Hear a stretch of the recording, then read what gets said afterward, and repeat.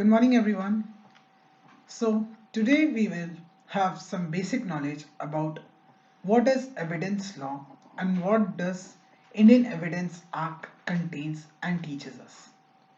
So, without wasting any time, let's start with it. Let's start with the first question. That is, entries in a book of account regularly kept in course of business are admissible under Section 34 of the Evidence Act if dash. Select the correct options. The options are A, if they by themselves create a liability, B, if they by themselves do not create a liability, C, irrespective of whether they themselves create a liability or not, or D, either A or B. The correct answer to this question is option C, that is, entries in a book of account regularly kept in the course of the business are admissible under Section 34 of the Evidence Act, irrespective of the fact whether they themselves create a liability or not. Let's move on to the next question, which is, when the court has to ascertain the relationship between one person and the another, the opinion of any person having a special means of knowledge and expressed by the conduct is admissible under which of the following sections? The options are A, under Section 51 of the Evidence Act, B, under Section 50 of the Evidence Act, C, under Section 52 of the Evidence Act, or D, under Section 49 of the Evidence Act. The correct answer to this question is option B, that is, under Section 50 of the Evidence Act, when the court has to ascertain the relationship between one person and the another, the opinion of any one person having special means of knowledge and expressed by the conduct is admissible by the court. Let's understand what is Section 50. Section 50 states that opinion on relationship when relevant. Section states that when the court has to form an opinion as to the relationship of one person to another, the opinion expressed by the conduct as to the existence of such relationship, or any person who as a member of the family or otherwise has a special means of knowledge on the subject, is a relevant fact, provided that such opinion shall not be sufficient to prove a marriage in a proceeding under Indian Divorce Act or in prosecution under Section 494, 495, 497 or 498 of the Indian Penal Code. So let's move on to the next question, that is, the relationship in Section 50 of the Evidence Act means what? The options are A, relationship by blood only, B, relationship by blood or marriage, C, relationship by blood or marriage or adoption, or D, only A and not B and C. The correct answer to this question is option C, that is, the relationship in Section 50 of the Evidence Act means the relationship by blood or marriage or by adoption. Moving on to the next question, that is, opinion as to the relationship of marriage under Section 50 of the CPC is what? The options are A, is admissible in cases of the offences against marriage, B, is admissible in proceeding under the Indian Divorce Act, C, is admissible both in A and B, or D, is neither admissible in cases of offences against marriage nor in proceeding under Indian Divorce Act. The correct option to this question is option D. That means to say, opinion as to the relationship of marriage under Section 50 of the CPC is neither admissible in cases of offences against marriage nor in proceedings under the Indian Divorce Act. Now let's move on to the next question, that is, proposition under Evidence Act are statement first.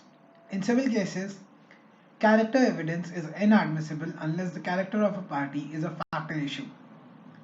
Second statement, in criminal cases, the evidence of a good character is admissible generally. Statement number 3, in criminal proceedings, evidence of bad character is inadmissible unless the same is a factor issue. Or statement 4, in criminal proceedings, evidence of bad character is admissible when evidence of a good character has been given. In relation of the above proposition, which of the following is a correct statement? The options are A, all the four, that is first, second, third and fourth statements are correct. B, only first, second and third statements are correct but fourth is incorrect. C, First and second statement are correct, but third and fourth statement are incorrect. D. Only first and third statement are correct, but second and fourth are incorrect. E. First, second, and fourth are correct, but third is incorrect. Or option F.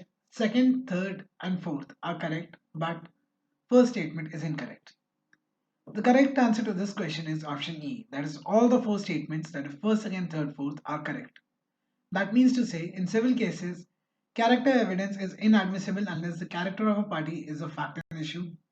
But in criminal cases, the evidence of a good character is admissible generally.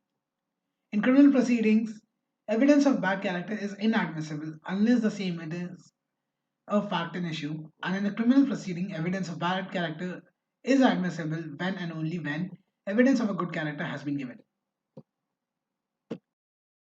Now, having a knowledge about that, let's move on to the next question. That is, facts of which the judicial notice is to be taken are stated in which of the following sections? The options are A.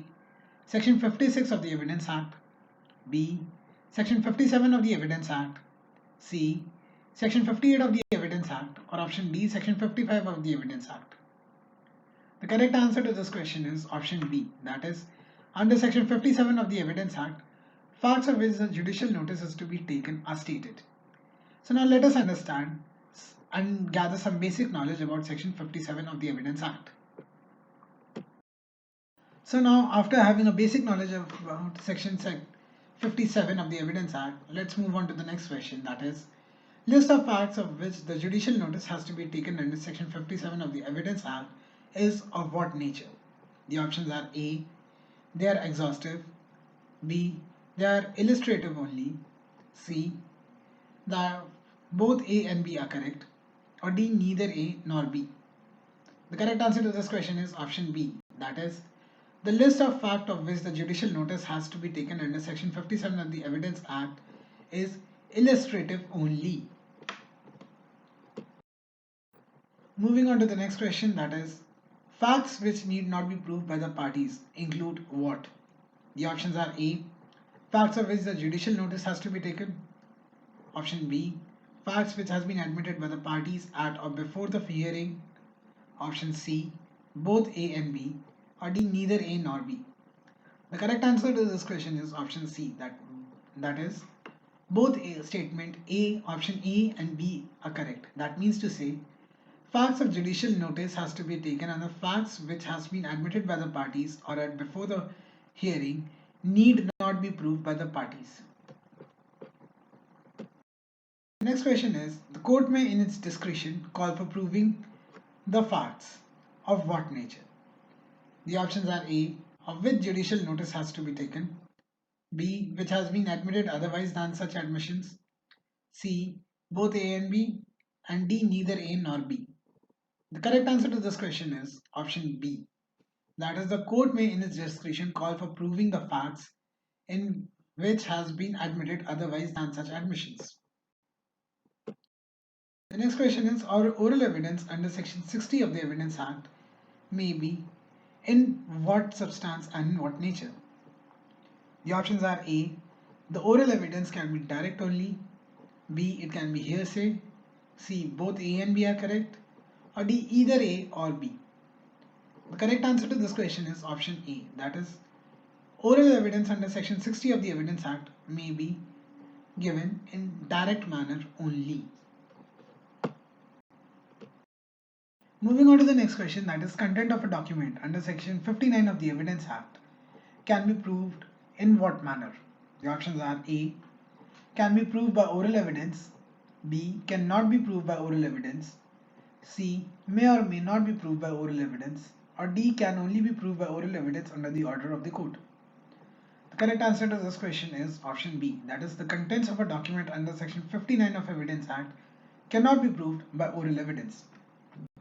And this type of evidence can only be proved by showing or presenting the documents in the court, or if it is not feasible to present the whole document, then presenting the contents of the document or the relevant part that is to be proved in the court has to be presented in front of court so that the contents of the document can be examined and the court can decide whether the contents can be admitted or not.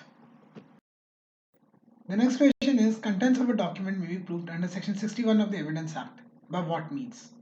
The options are A, by primary evidence, B, by secondary evidence, C, either by primary or by secondary evidence, or D, only by primary evidence and not by secondary evidence. The correct answer to this question is option C, that is, the contents of a document may be proved under section 61 of the Evidence Act, either by primary or by secondary evidence. The next question is secondary evidence of a document means what? The options are A, copies of that document, B, oral account of the contents of the document, C, both A and B, or D, only A and not B. The answer to this question is option C, that is, the secondary evidence of a document means both A and B, that is, means the copies of that document or the oral account of the contents of the document. The next question is secondary evidence of a document is admissible as a substitute for what type of evidence? The options are A, admissible primary evidence, B, inadmissible primary evidence under certain circumstances, C, inadmissible primary evidence under all the circumstances, or D, both A and B are correct. The correct answer to this question is option A. That means to say, secondary evidence of a document is admissible as a substitute for admissible primary evidence only. Now, coming to the last question for the day, that is, the circumstances under which the secondary evidence is admissible have been enumerated in which of the following sections?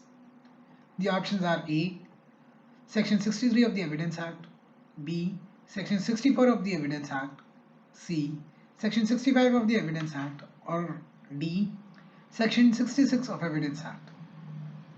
The correct answer to this question is option C, that is, under Section 65 of the Evidence Act, the circumstances under which the secondary evidence is admissible have been enumerated.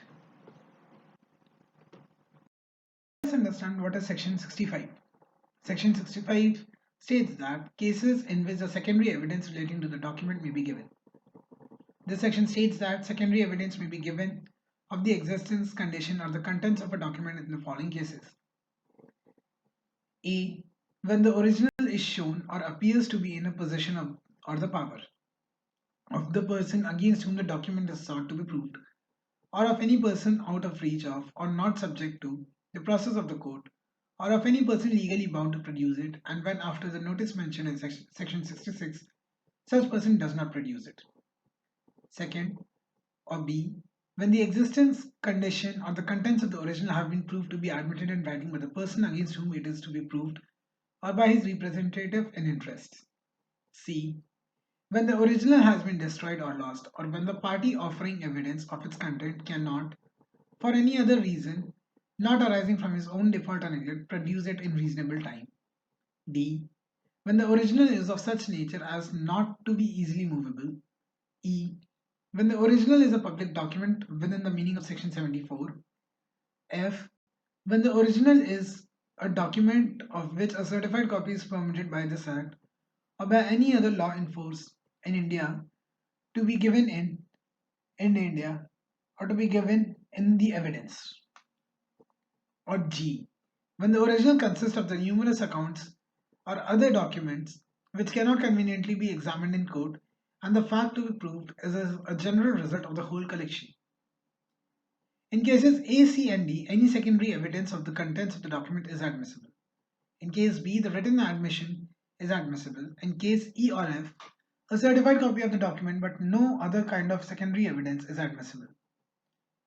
In case G, evidence may be given as a general result of the documents by any person who has examined them and who is skilled in examination of such document. This was the end of our first presentation.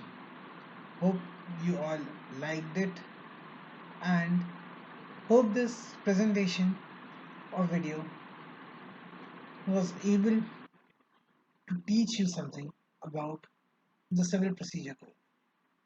Thank you for watching it. Thank you.